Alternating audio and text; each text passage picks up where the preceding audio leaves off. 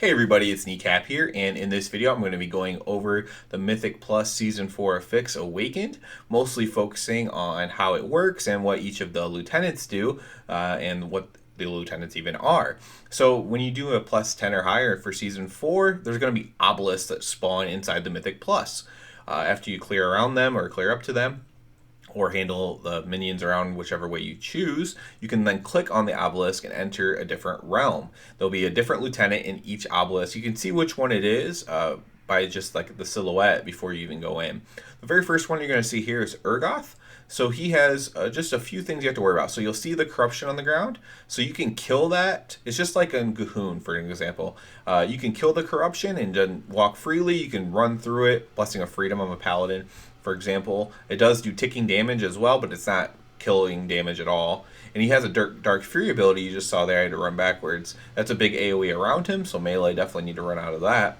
And then he has just a tank ability as well that tanks have to deal with, causing you to take extra damage. You can see that we kited him up to where the first boss will spawn. So this is a safe spot because first of all, the boss hasn't spawned yet. And so you can kite him up there, or you can kite him wherever you want, or you can kill him right next to the obelisk. But after they die, they're going to put a portal down, and you can use that portal to leave the realm and go back into the real realm. For this next boss, you'll see Samroth. He basically just has one ability. All of them are going to summon ads. The first one's ads are technically that corruption stuff on the ground, and you don't technically have to kill it. This one has ads, and you obviously kill those. And then he has one ability. He's just going to cast a fear on 3 people constantly. It's a magic debuff, and it can be cleansed off, but there's only so many you're going to be able to cleanse off because it is magic. So unless you have multiple people who can do it, and you're really fast at it, priest, master spell, that kind of thing, you will have to deal with his fear. But because there's no mobs in the room or anything, you can't get feared into anything new, at least. Again, we kited him to a safe place in the arena here in Freehold, and then he has a portal we can go through and leave that way. For the next one, we have Blood of the Corruptor. So this one summons Mind Flay tentacles that don't actually move with the boss, so it is advised that you kill them because it will Mind Flay you and slow you, and you don't want to be slowed inside the stuff. I guess if it does, does it keep you in combat? I'd imagine it keeps you in combat as well.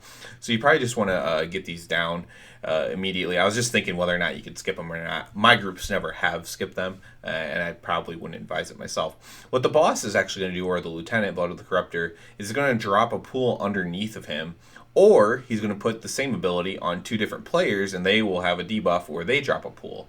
So basically, you're just not running in pools, and this is one you kite anyways, so this is a good one to kite to a safe place or kite where you want him, because you kind of have to move him around in a big path anyways, just because he's constantly dropping crap on the ground. And it does a pretty high amount of damage, too. If you do stand in it, you will die if it's more than a few seconds.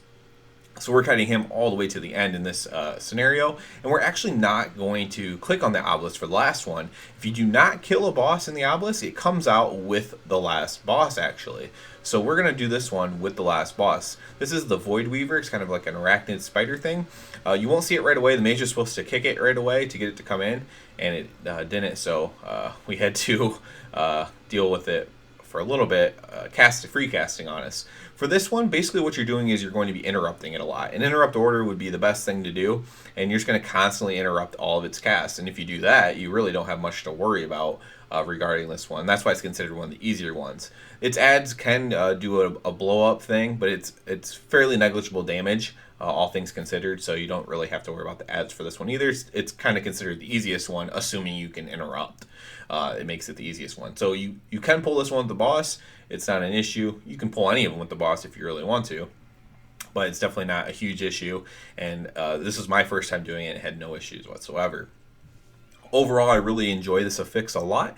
It's at least my second favorite for the expansion, and I like the player options of being able to put the portals where you want them and leave the realm when you want to. So I ask you to please subscribe to the channel. It helps me out a lot, and other than that, have a good one.